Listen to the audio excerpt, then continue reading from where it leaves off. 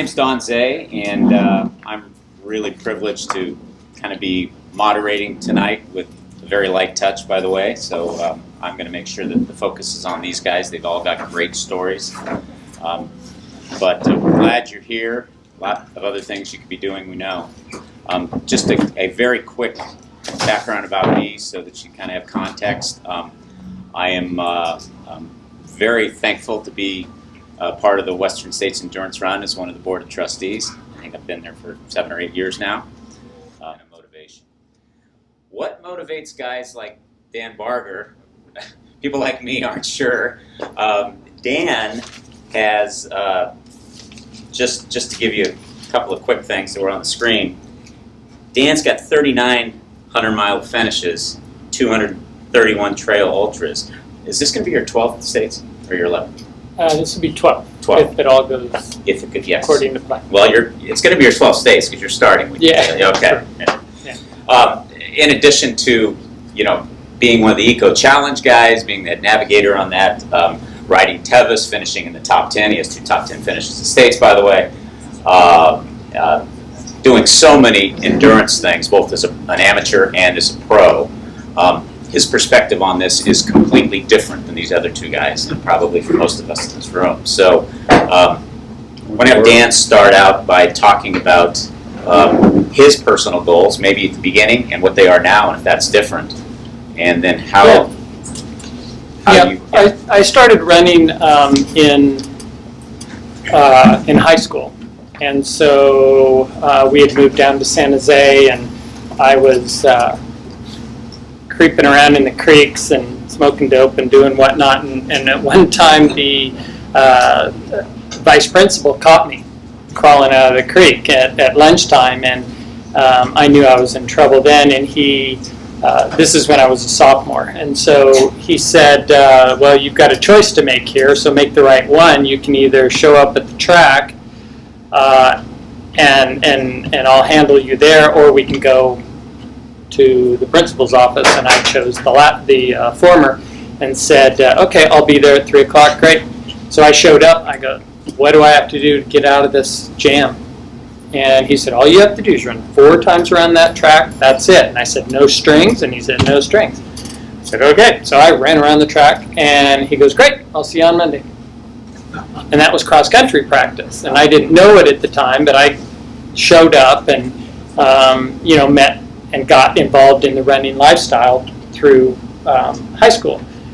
The tricky part was, for me, and this kind of ties into the goals and motivation why I keep running, is that I wasn't all that fast. So I could run pretty quickly, but I couldn't win. I was like second or third or whatever on the team for the mile. And so then I go, "Oh, maybe I'll try the 2 mile." So I tried the 2 mile, did a little bit better. Then I started doing road races. Then I found out about marathons, and ran the first one in 1981, which I was 15, I think, at that time. And then right after that, my first ultra. Then I knew I was getting more to where I thought where I should be. The races were getting longer. They were dirty, sweaty, creeks, that type of thing. And so over the years, I kept going longer and longer because I would do better and better. So my goal was to win the race, which I found out over the next 38 years of running is extremely difficult to do. It only happens here and there. And but that's, I think, where the motivation comes in, is you always think that you're going to do better. I know I can do better. And so that's how I ended up more specializing in 50 and 100-mile trail runs, because I was closer to achieving that goal. And I think that part of the longevity of being able to run for that long is I didn't do a lot of pavement miles and concrete miles. I probably have as many marathons as I've done. I could probably count them on one hand. But ironically, I had my fastest marathon split at the American River 50. So I don't know why that was, but I just haven't run very many marathons. And I think I didn't do a lot of training on pavement either. So a lot of it was on the trails, and I think over the years that made it a little bit easier on my joints, and I'm still able to run, fortunately, today. So that's kind of the quick and dirty, and the motivation and goals is I just always, even after I'll finish Western States or any other race, I'll go, I know I can go faster than that. I know I can do better, and so that's what keeps me driving to run and come back. Running it's all about a challenge, and there's some passion in there. But if I take a couple steps back and tell you how I got started, it was pretty much all about like my first big breakup, and I couldn't stop thinking about it. I was like, how am I gonna get over thinking about this girl?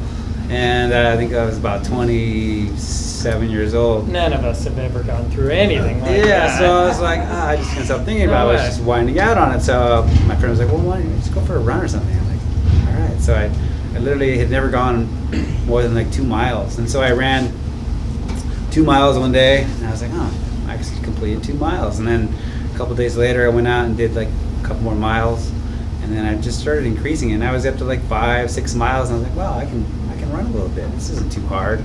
And so I kept that going with some gym workouts, and it actually helped me get past because I had something else to think about. I started building a regimen. And then when I moved up here to Auburn, because I'm from SoCal, to get my undergrad, I was at a friend's house, and she had a bracelet on, and it had a little tiny picture on it of a little child, and I was like, what's that all about? And she's like, oh, I'm running this marathon in honor of this kid with Team in Training, and this is just a little bracelet for a memento for me to remind me of why I do my training, and I'm raising money for this child. So I basically said, wow, that's pretty cool, I want to do that. She's like, you do? You should sign up, you can run your first marathon with me. I was like, really? That's awesome. So I signed up, Team in Training. I got one of those little bracelets. It was really motivating for me to do it, and that's how I got into running marathons. I had some good training. I think Rick Honnell is his name. I think a lot of people. Rick Hanna. He was my coach, and he's a really fast runner. I've seen him on the trails actually up here, and he always remembers me. He's a great, fun guy.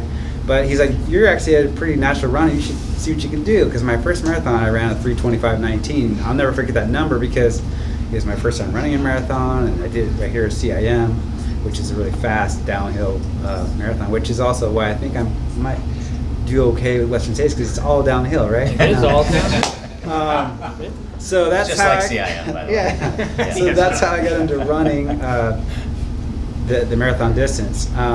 Then I moved away after I finished my undergrad, back down south, and kind of got back into my old lifestyle, which was, dirt bikes and surfing and skydiving and kind of the action sports stuff. Kind of moved away from the running because that's what all my friends did down there. And then I moved back up when I had a baby, and decided to want to raise my daughter in the small town of Auburn, knowing that I already lived here. It was a great town. I loved the canyon. I did a lot of my marathon training in the canyon for CIM, so I knew the trails. I lived on Pine Street, and I thought it would be a great place to bring my daughter and raise her. So I was here, and I was just across the street at a hair. Well, I was just there to get a beer, and I ran into a friend, Ashley Claxton, which actually was at like her Christmas party for her hair salon, and she was there with a bunch of friends, and actually Paul Black was, I think, there that night too. And I started talking to her about running, and she's like, hey, I'm running this ultra. Have you ever ran an ultra? I'm like, no. She's like, do you want to run AR50? You want to train with me? I was like, all right. So again, it was like some girl asked me, this is the thing about girls. Anyway. So how long ago was this? Was this like 10 years ago? Yeah, I think it was about, actually that was 8 years ago. Okay. 7.5 years ago, 8 years ago. So I said, okay. So I went with her and I signed up for AR50, and that's where I began running ultras. I really liked it, and ever since then I just had this dream about getting into Western States and running Western States. And then it was funny, when I first moved to Auburn, I saw, I found out about Western States, and that was in '01. And ever since then, it had always been on my mind, and I've been thinking about it. And so when I finally ran an ultra, I was, pretty excited about it. And then I would go and watch some of the finishing of Western States, and I would like completely motivate me, and I was very like, it brings out a lot of emotions in you when you see people that struggle so hard to finish that race, and I, like tearjerker sometimes watching them. So it just pulled me in, and ever since then I've been just going after it. So 10 years ago, what my ultimate goal was in life, there's a negative chance, not zero, like negative chance that I would have said to run the Western States. And I'm the one guy up here who's not running the Western States. I struck out again at the lottery, like many of us do. And so I just got my 5th qualifier, so my fifth time's the charm. I'm hoping for. But really, I was not a runner growing up. I played football, I played baseball. In high school, my track coach would have me come out and run the 100 just to score some cheap, easy points. And that was my only association with running. I actually hated running. Despised it would have been a better word. I used to power walk to stay in shape, and the kids, I'm a teacher and a coach, and the kids would see me like power walking, and they would make fun of me because I would fast walk, and they're like, why are you walking? Well, because I don't want to run. I just can't stand running. I went on a run with my now wife. We lived in Woodland, and she took me on this run, and it was the furthest run I'd ever gone on in my life. It was 2 miles. And I had to walk, and I was breathing hard. I mean, it was pretty lame, to be honest with you. That's how mentally weak I was at that point. And so in 2007, my first year back in Auburn, I grew up in Auburn. I'm from Auburn, and I went to Placer. And I think I'm like a lot of the community. I had no idea that we had this incredible place of trails and running and biking and hiking at the in our backyard. I had no clue. The only association I had with the trails around here was I'd go down with friends to like a cave, like going there in like 5th grade, and we would like turn off the flashlights on guys and stuff like that and run away from them. Like that was the only association with the trails that I had in Auburn. And I had no idea. I had heard of the Western States. I knew that because I went to Placer, so I knew that there was some race that finished in Auburn and finished at the track at Placer. But I didn't realize that it was the race, like the greatest race that there is. And I'm a person that was born and raised here. And so 2007, I moved back, and this is my motivation to start with running. I look in the mirror, I go, if I don't start running, I'm gonna get like really overweight. And I'm getting married in 2 months. And so how can I lose like 10 pounds in 2 months? Well, I could start running. So I started running, and I would do this 3-mile loop, and it was like torture. And I went from the first month or 2, I mean, I despised it, but I just made myself do it. And I started running, and I would like get up the hill, and it was like I'd go up the dam road, and then I'd take a right and go on the canal. And when I'd get to the canal, I always remember that was like my walking time. And I'd start walking, and all these kids from Placer would pass me. And I was just, and Mo was one of them, and I was just like, gosh, I'm getting smoked by kids left and right. I'm supposed to be this PE teacher and all this stuff. And so I just stuck with it, and I started to like gradually hate it less. And then I started to kind of like, maybe I might enjoy this, I kind of like this. And I would pick people's brains, like Randall Fee, who was the cross-country coach at Placer, and he would take me out on these trails, and Randall's like an encyclopedia. And so I'm sitting there hearing all this history that I had no idea about in Auburn, and so then I started to like it a little bit more, and then I got to the point where I loved it, and now I'm at the point where, like many of us in this room, you can't live without it. And so, but I had never run a marathon. I didn't even know what a 5K was. Okay, I didn't know that there was such thing as 50Ks and 100Ks and all these different numbers, right? Other than that they're a number. And so, a guy that I had known for many years was named Matt Keys. And so Matt Keys is a 10-time finisher at Western States. And I was starting to feel good about myself as a runner. And he's like, hey, come on and run with me. I'm like, let's do this. And so he took me on this old 9-mile loop, and I had never even sniffed 9 miles before. And it was the heat of summer. And first we start at his house, and I like take off. He's like, hey, what are you doing? I'm like, oh, you don't run this fast? He's like, no, slow down, man. Like, why you run so fast? I'm like, oh, okay. And 6 miles later, I'm like about ready to pass out because we're going on this 9 mile loop. We jumped in the canal, but anyways, he kind of initiated me into this thing called ultra running, and it just kind of blew my mind, like a lot of people. And so then he invited me to this group that runs on Tuesday nights. It's called The Hunt, and at Craig Thornley's house.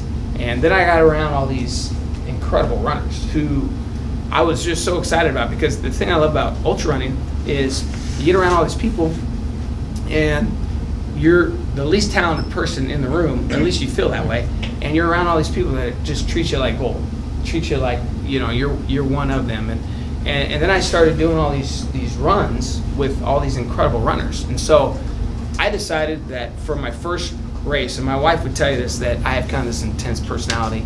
I said, well, I'm not going to do a marathon or a half marathon. I'm going to start with Way Too Cool. I'm just going to go for it. So my first race ever was Way Too Cool 7 years ago, and I had a goal, go sub 5, which was, I should have known what I'm capable of now. I should have accomplished that, but I didn't. But it was my first introduction to actually running an ultra run, and I just stayed with it. And then I did AR50. I kind of did the normal progression, and then I just got the bug. I'm like, okay, this is the Western States, and I paced Matt for Western States. Then I crewed Matt, and then I worked the finish line with Mr. D and did all these things, and I started to see the magic around the race that I had no idea was here. I mean, it was like the most incredible thing ever. And you're just seeing these people who are just motivating each other, and the best event. And I'm the head football coach here in town. The best event in Auburn is the Golden Hour at the Western States, and I'm saying that as the football coach because you go there, and it's not life changing would be. So Joey, can you say what the Golden Hour is? So the Golden Hour is the last hour of the race of the Western States, and you see these people coming in at the 29th hour, and I mean you see all people leaning, you see people fall. I mean, I would say you see or you are, as in the 3 that I've come in at the Golden Hour. And I'll never forget, it was 2 years ago and 4 years ago when the lady finished with, I want to say 6 seconds to go. Yeah. And now you look to your left and to your right, and there's not a dry eye in the stadium. That's right. And it's a special deal. And so Joey's paid his dues. He's got 7 Way Too Cools with a PR of 4:32, and 5 Miwoks with a PR of 11:32. And the new course is hard to navigate in a short amount of time. my time will come. From a motivation standpoint, how motivating is it to know that when you're in Western States that your team and past players most likely will be there at Roby or in the stadium running you in? Well, I tell you what, if you want accountability, when you teach and you coach, and they know that you're, and at least for our program at the football Placer, we have a high standard, and I expect a lot out of kids. And so for me to, and that was another reason why I wanted to start running, because I was like, if I'm going to tell you, I don't want to be that stereotypical coach that said one thing but did the other. And if you look in the football world, there's not a lot of guys that are slightly built, and not a lot of runners in the football world. And so, to me, if I was going to tell these kids this one thing, then I wanted to follow through and be with it. And there's, for those of us who've runs, there's a lot of low points in ultras. There's a lot of times where you're thinking to yourself, I've had this thought a lot. In fact, I've had it in every 100K. What the frick am I doing? Why am I out here doing this? And this is so. I get in a bad mood, and maybe it's just me, but I'm this is so stupid. And what the heck am I doing? I'm not with my kids right now. My wife. Yep. And so, but one of the biggest things that's always held me accountable is 2 things. One, knowing that I've sacrificed time away from my family, and they've had to sacrifice too, for me to do this. Very, very grateful that my wife, I should say, allows me to do this. And then secondly, the fact that I know I can't go back to football PE on Monday and look at my kids' eyes and say, I tapped out I'm actually physically fine. Like I don't have a life-altering injury, which would be the Not in the hospital. I'm not in the hospital, but I tapped out, and so that Yeah. for sure has been Yeah. accountability on my end. I think I only touched just on a few, but one of the things he mentioned this time around for my training for Western States, like running with my friends has been like a huge part of my motivation, like in the emotion that you have someone to go out and run with, and you have people that have your back, and I have friends that like been bringing me soup, and like it's a big deal, and the whole race in itself is like it gets inside you, and it makes you want to do everything you can to do your best, to work hard, to train hard. Yeah, I appreciate just all the like camaraderie and the friendships and whatnot that you build with the training. Next thing I'd like to talk about is the whole issue of strategy and adaptation. And this is one, Brian, you just mentioned social media and everything else. And I mean, the advent of online technology and the amount of information that's available to modern runners versus those that were running 20 or 30 years ago, even, or even 10 years ago for that matter, is amazing. And so, for some, it's if you're going to run 100, it's train for a 50K and hold on for 68, and that's your strategy. For others, it is much more complicated with spreadsheets and everything else. And there's so much science out there.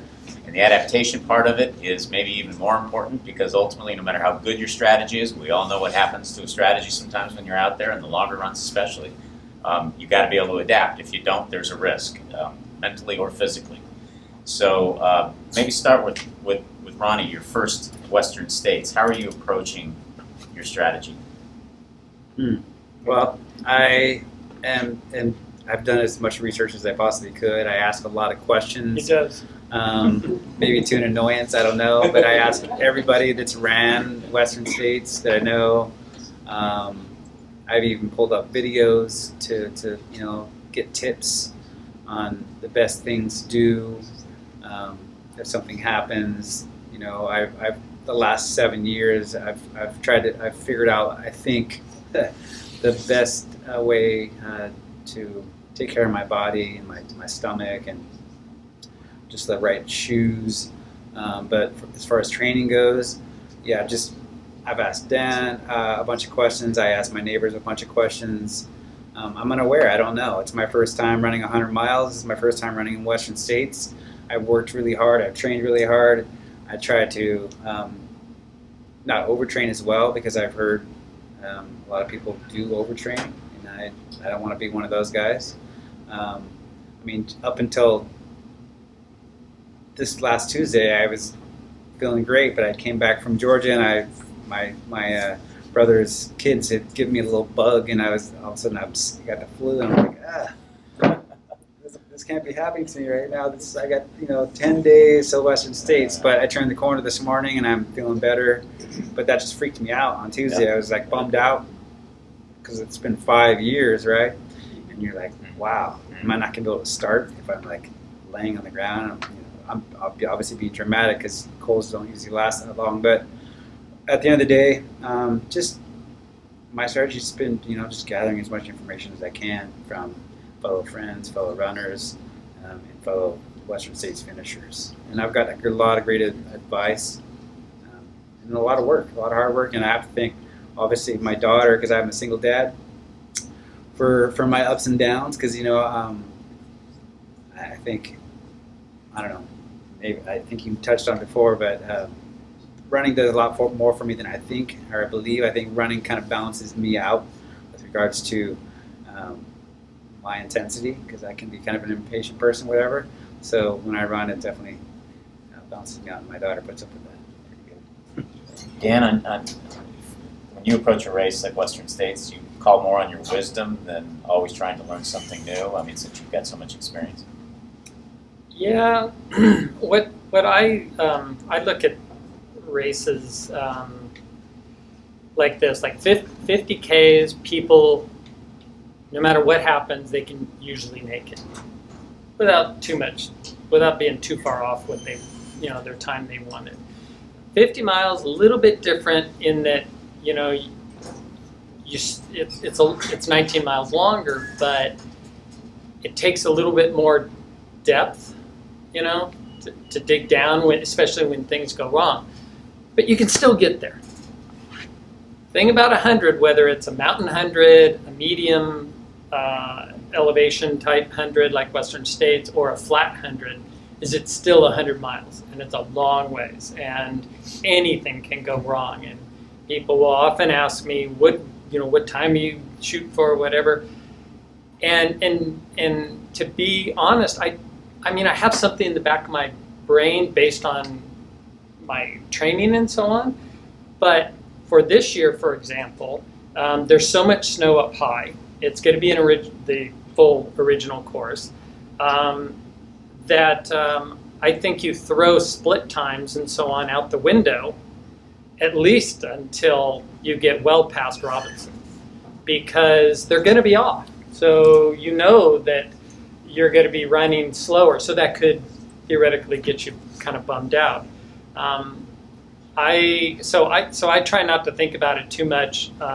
Get through everything as quickly as possible, and in this year in previous years as well, whether it's a 100 that has a lot of elevation gain like Leadville or Run Rabbit Run that's at a high altitude, or a lot of snow like Western States this year, I try and adapt my training for what I'm going to experience during the race.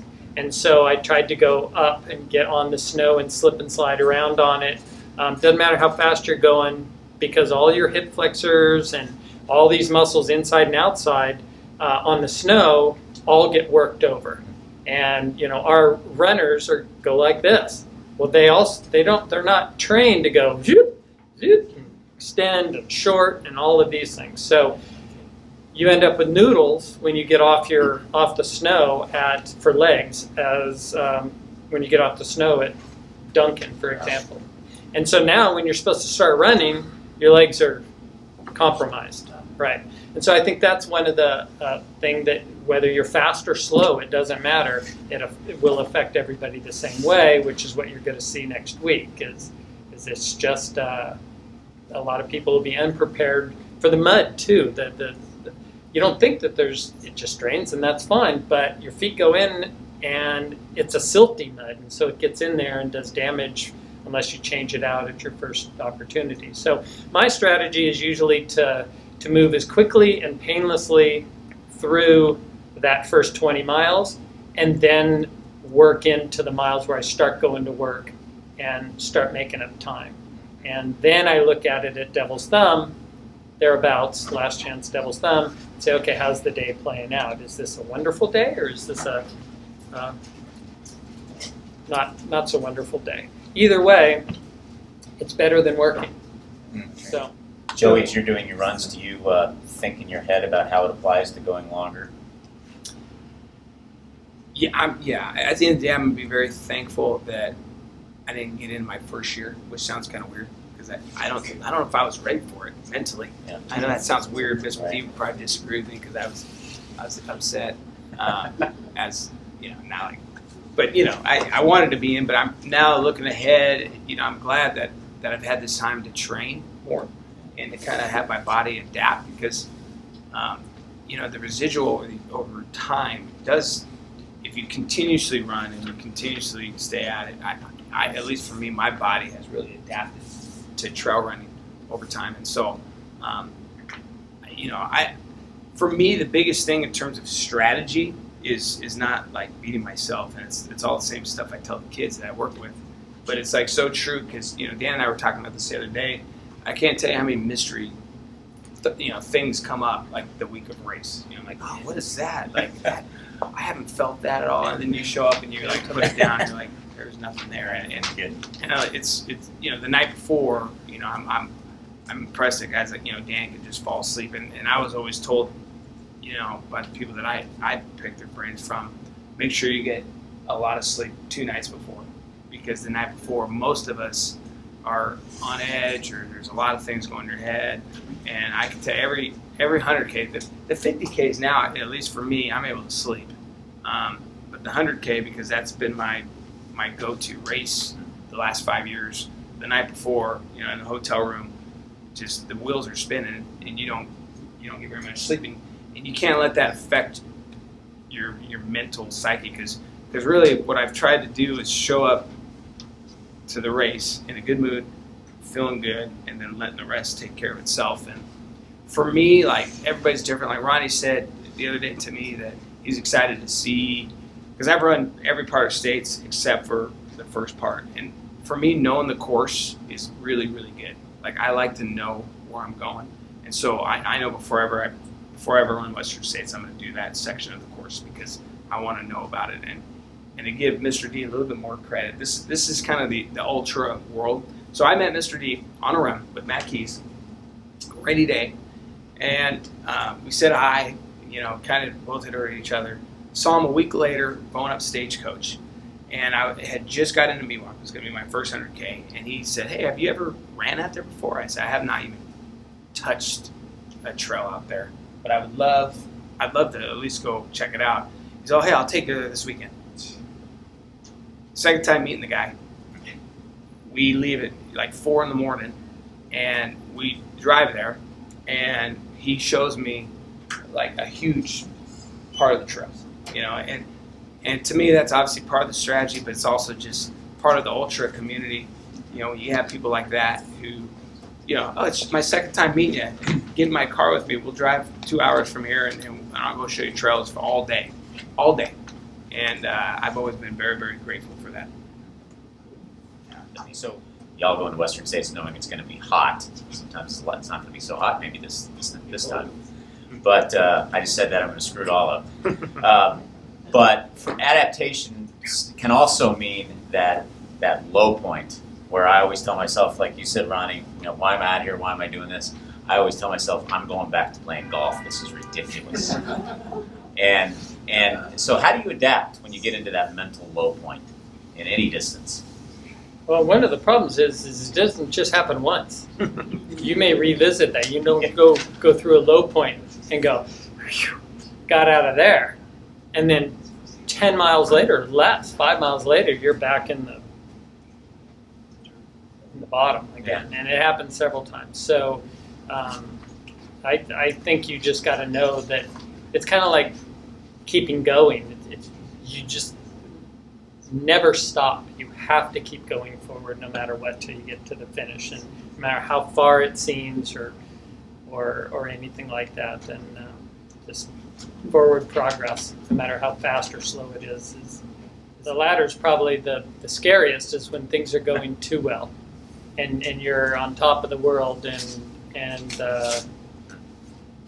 you got to slow yourself down. I fortunately have done it several times, so I know my split, so I don't even look at those. But for somebody that's coming in for their first race there, I could see how they would be important. At the same time, what I've noticed is that with the 24-hour mark specifically, it's pretty tight, and you got to stay on it up until about Forest Hill. But after Forest Hill, it gets a lot looser. I don't know whether it's just getting cooler and you're running more downhill and so on, but they seem, even if you're really close to 24 hours, you end up doing actually pretty well, unless you completely fall apart and end up walking 20 or 30 miles in. But so I think the split times are a little tight on the back end. Yeah, so what's kind of good is that how do you adapt to when things are, you're feeling really good. I mean, you come up immigrant, you're getting ready to drop into Granite G.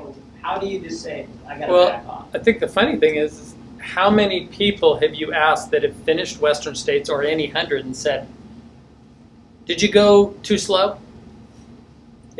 Could you have gone faster?"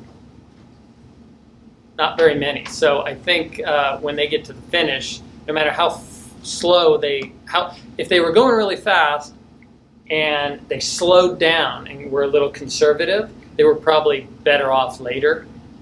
Whereas if they didn't and they kept going and go, "Wow, I wish I would have run faster."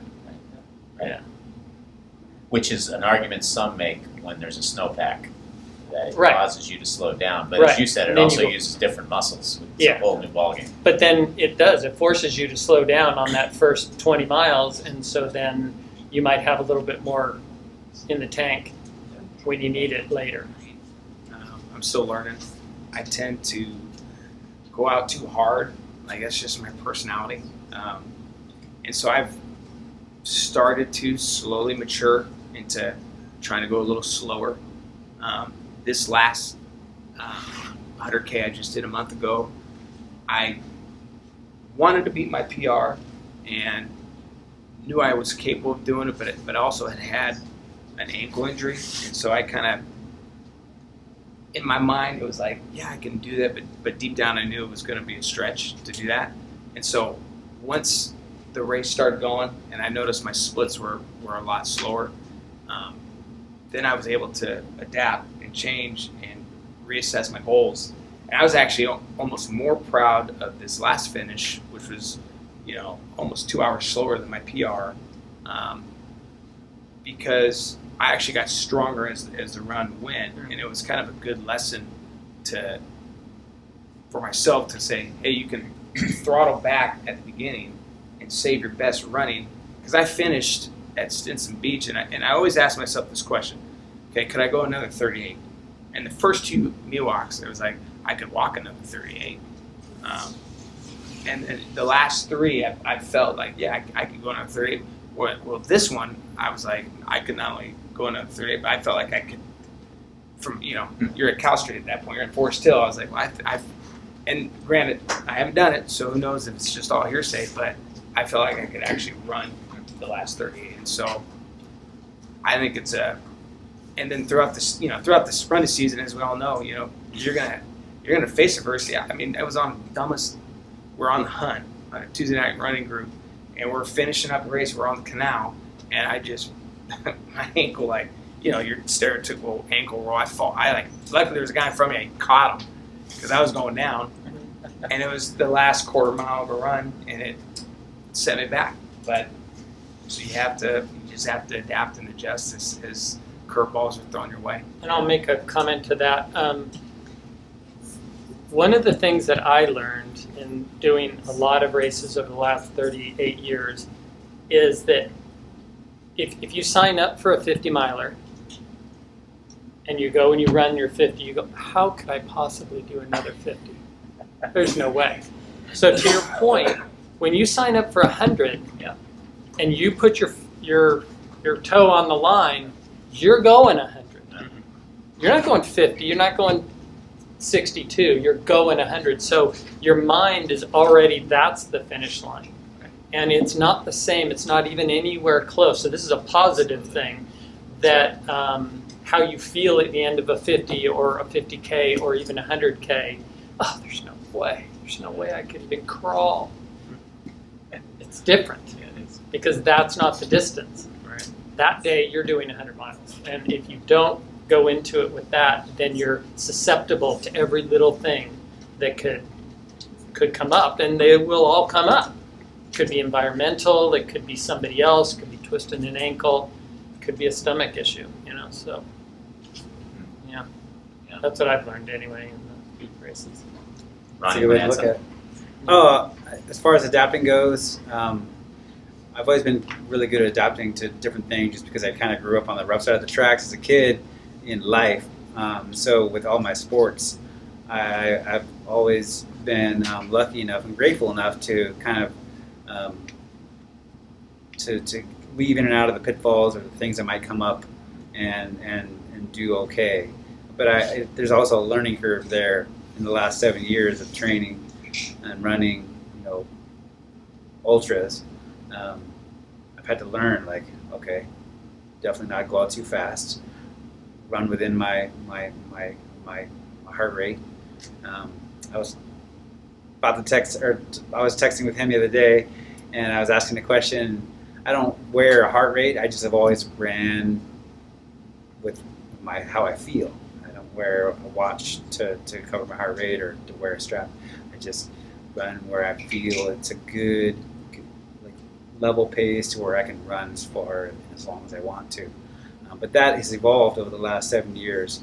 As far as everything else, that's the only thing I really need to focus on. Everything else, the terrain, the time, I've just learned to have the will, and the heart and the passion to get past any of those things that come up. Because I believe that this race and any other ultras that I've ran, but especially this race, it's all about what you got in here and what you got up here.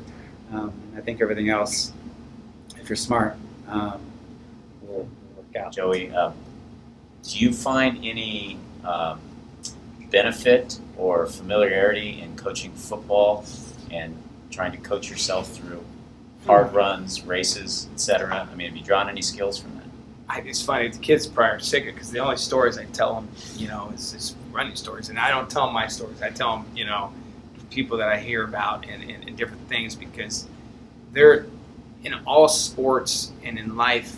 I mean, like Ryan was saying, you're going to face adversity. You're going to face tough times, mentally tough. It's not about, if you've done the training, if you've put in the work, if you put in the time, then there's going to be an element of who's the most mental tough, And so I've definitely taken those things, and one of my favorite things to do now is at the end of our summer program, which is going to end for us in 2 weeks.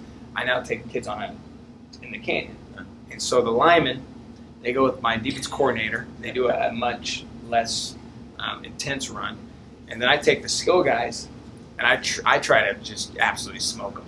And these are kids that are like in the premier shape, physically. These guys look like Greek gods. They're just 16, 18 years old, look great. Could run. I got probably 6 kids, sub 11,500. Fast dudes. And I take them. I go, hey, let's just try this. It's this thing called cardiac. And this just happened. I'm just gonna kind of slowly jog up this. I go, if anybody wants to go ahead of me, you guys are more than welcome. Of course, 10 guys right in front of me, and a minute 30 later, less than 2 minutes, I'm passing the last guy, and I get to the top of cardiac, and I had to wait up there for 6 minutes until the next guy came, because it's just so different. I mean, it's just so there's really no correlation from the sports, obviously, but in terms of the mental, the mental aspect, absolutely. You would think they would have caught it with the name, cardiac. So something was up, but you could have baited them, Lamb's Hill or whatever. The gentle roller. The teenage boys on top of it. So, Ronnie, next Saturday morning at 5 a.m., what are you going to have in your vest to eat? So what are you going to get at aid station? Well, my go-to is peanut butter and jelly. I try to eat more real food than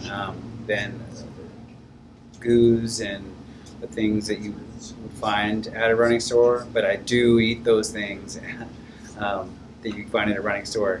And I have to say, Patrice has been a huge blessing to me, because she offered to sponsor me and for this race, and I couldn't be more grateful to her, because I'm a single dad and I just bought a house right there in Roby Point area and got a new job to afford that, and so everything. And then I got into Western States of the lottery, and so everything's just kind of the stars have aligned, and she kind of put the icing on the top. So thanks a lot to her for that, and I'm not gonna be I couldn't be happier wearing her logo on the day. But back to food, I've learned over the last few years that real food does better with my digestive system, and helps me to not get nauseous as much, because when you're out there, I think for any amount of time over 50K, I think everyone's stomach goes through some type of disruption. But for me, peanut butter and jelly. I'm gonna probably make a few of my own homemade ones on that Dave's bread. Some organic peanut butter thick, and then probably every 10 miles a goo. I like the what is it called? Salt stick from, I get it at REI, because they don't have it here, but salt stick, they taste like vitamin C. I like those. Water, my electrolyte from here. I really like the iced tea, and that's pretty. Obviously soup, chicken noodle, anything warm at night's going to be amazing. So I look forward to that. And I'm not going to do anything different than that, because that's been working for me. and I'm not going to try to change or reinvent the wheel for this race, because that's the last thing you want to do is try something different and then get nailed with some new red flashing light issue. And flavor of popsicle at Devil's Thumb is going to be? Probably cherry. They have it. Dan, how about you? Well, when I started running, we didn't have any of this stuff. We didn't have gels. And in fact, my water, I looked for it, I couldn't find it. I made water bottle holders out of duct tape. So I'd take duct tape and I'd put it back on itself and then wrap it around this side and this side, and that would be my water bottle holder. I don't have any more. So any of them left, but in the 80s, in the late 80s, there wasn't any of that stuff, although I did work on goo, actually, with a guy named Bill Vaughn, who was the biochemist that developed PowerBar. And he worked with Brian Maxwell, and they started PowerBar, and that's how that all started. And Bill was looking for something new, and it happened to be this gel stuff, so we made up, over about a year period of time, we made up different batches with things in it in his Cuisinart, in his kitchen, just like PowerBar was made. It was in a Cuisinart as well, and in his kitchen. And he'd send me out, and at the time I was dating his daughter, Laura Vaughn, who has won Wasatch 100 many times, like 5 or 6 times. So we were out training and using it, and I would get the peanut butter and jelly things from REI where you can refill it, turn them upside down and refill whatever in there, and then you put this little slidey thing on, and I'd run with that on it, and it would hold 6 or 8 of them. And so I was the guinea pig for that at that time. But that was about in 1990 or so. And the thing about this particular category of nutrition and health, and when I look back on it, not having some of those things, what you have now, the toolbox that you have now, is amazing.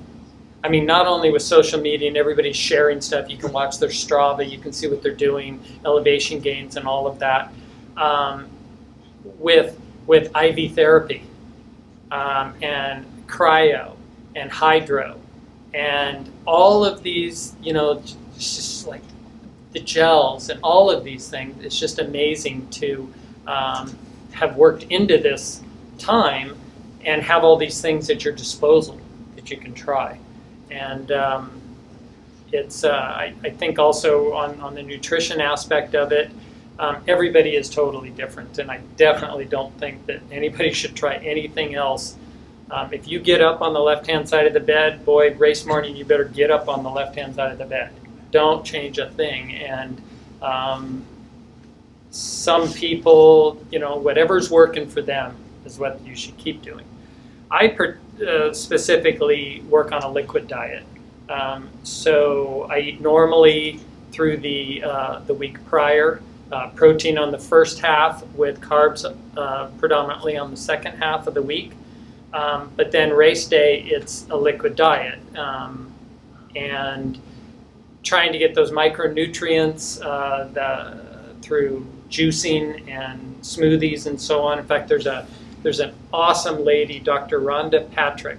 If you just YouTube her, she has got some phenomenal concepts on maximizing micronutrients for smoothies and the ingredients to go in them and why they work.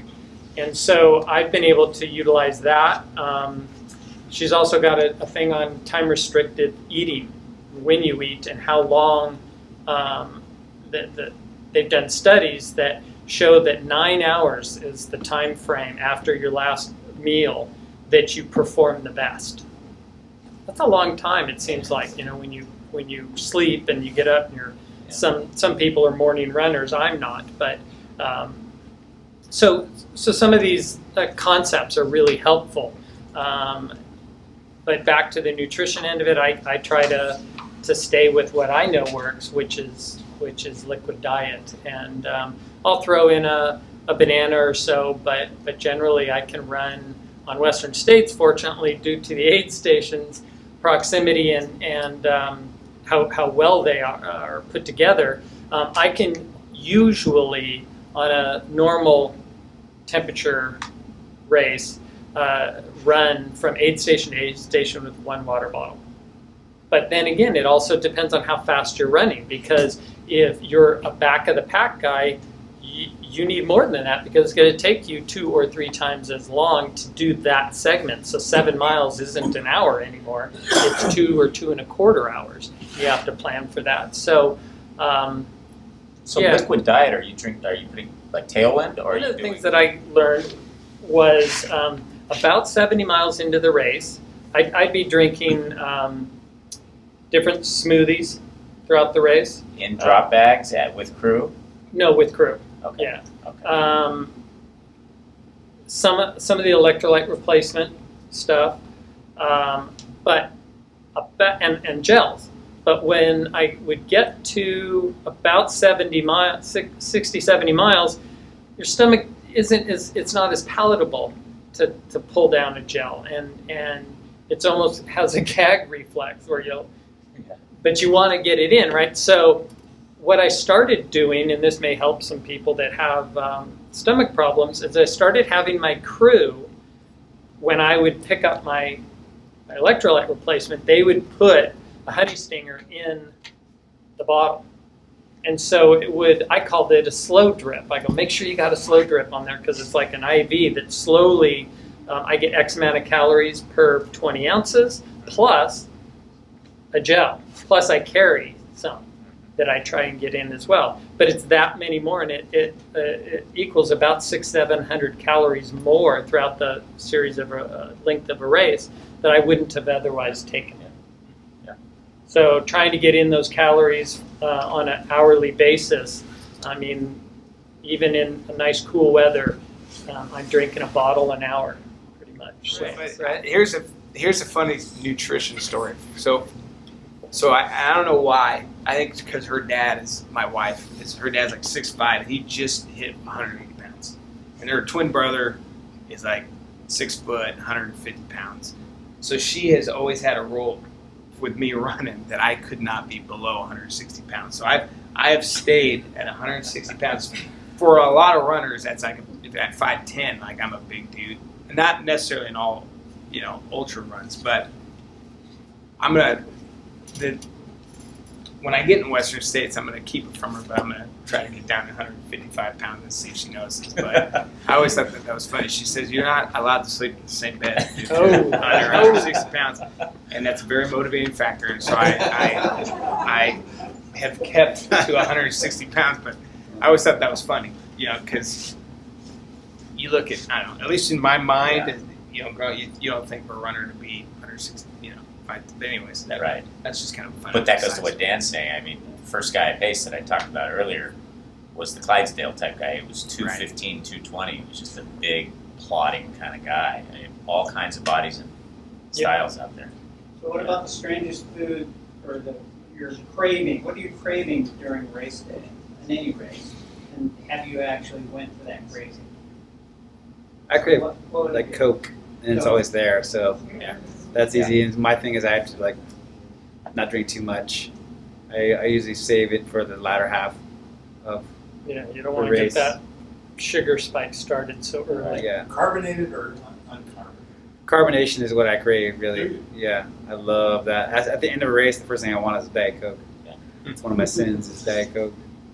I will say I ran Leadville in 2017. I hadn't been there for several years, and so the last time was in the 90s. And it's an out and back course, and I was on my way back at about mile 70. It had gotten dark up over Sugarloaf Pass. I get to the top. The aid station has, of course, the whole bit, everything. This is in 2017. I get up there and I smell something, and it's weed, right? I feel like it's taking me back. They've got everything laid out there, a smorgasbord of food, and then I joked with them like, it smells pretty good up here.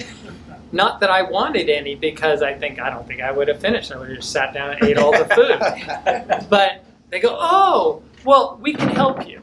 And he reaches behind and he pulls out this silver platter, and I'm telling you, it's this big. And he goes, "Here, pick what you would like." And there was doobies, and there was a bong, and there was brownies, and there was elixirs. There was everything under the sun. Why? Because Colorado, it's legal. Wow. And I thought that was an interesting At fish offer. hatchery. No, at They- sugar loaf at the top, because they don't have fish hatchery. Oh, they don't do that anymore. Okay. But it's at the top of sugar loaf. Yeah. Wow. Any last things on your mind that you'd like to share with everybody? I think that there's a big difference between, one of the things that I wanted to say was there's a big difference between pain and discomfort. And a lot of guys that, or a couple of guys that I know that I've been running with through the summer, one of them got into UTMB, not Don, but had gotten into UTMB. He got so excited he just ran right through this knee injury. And now I don't even know if he's going to be able to go. And I told him the same thing. As I said, it's not, you have to be smart in order to keep running, to run another day. And this goes to DNFing also. And it's a little bit different with Western States since it's so hard to get in the race. The finishing rates are actually rising year after year because people do not want to throw in the towel unless it's an absolute, very, very important. And so that's the difference, is that there is a difference between pain and discomfort. You can get through discomfort, but you got to listen to your body. And this goes through on a longer term basis as well, from year to year. When you start feeling, if something doesn't feel right, go see somebody about it. I'm a firm believer in doing CT scans. I know that they have more radiation, 30 times more than a normal chest x-ray, but what they're able to see with that is absolutely amazing. I mean, they can do 3Ds of every single organ in your body and dissect it and slice it up. They can tell you if you've got any masses, and I just think it's really important to listen to your body, and that's how you keep going from year to year. So, Number one, I graduated from Placer, but it's where I work at. It's not only where I teach physical education, but the fact that I coach football, and then it ends on our track. To me, it's pretty special. There's just from a personal motivation thing. There's not a lot of football coaches out there that are runners, let alone ultra runners. So to me, it's another added dimension. I want my kids to see me run on the track, not like my football kids, like my actual children. To me, that's going to be probably more special than anything. Grabbing my girl's hands, and at that point, I'll have another one. Hopefully, I'm pushing them in the stroller next year, but we'll see.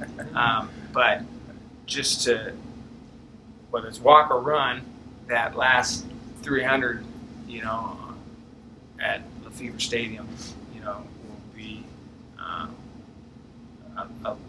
a life-changing event, and so that's what I'm looking forward to. It's right here in our hometown. I mean, one of the biggest races in the world, it ends right here in our town, my backyard. My daughter's going to be there as well.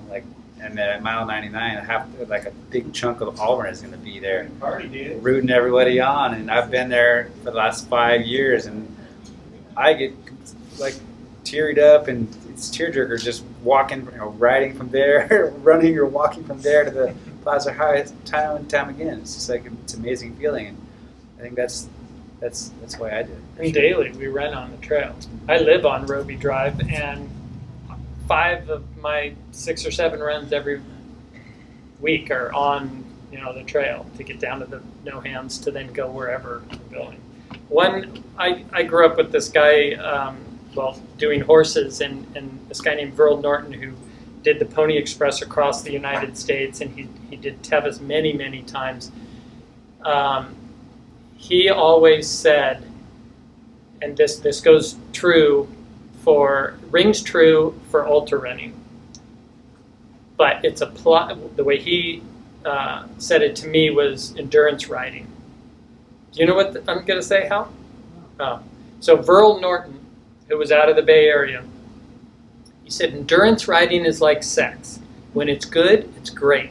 When it's bad, it's still pretty good. Hope you all appreciated what they had to say as much as I do. Wish Ronnie the best in your first Western States Endurance run next Saturday. And do well in your 12th. We will try. I know you will. Joey and I will be out there pacing and crewing and doing all sorts of things, and we'll be watching where you guys are along the course and on the computer. And Crossing our fingers next year on December Absolutely. 4th for Joey to get in. That's right. I'll be there. That's right. Absolutely. So thank you all for coming. And Chris, thank you very much. Yes. Yes. Cabo Ohana, thank you very much.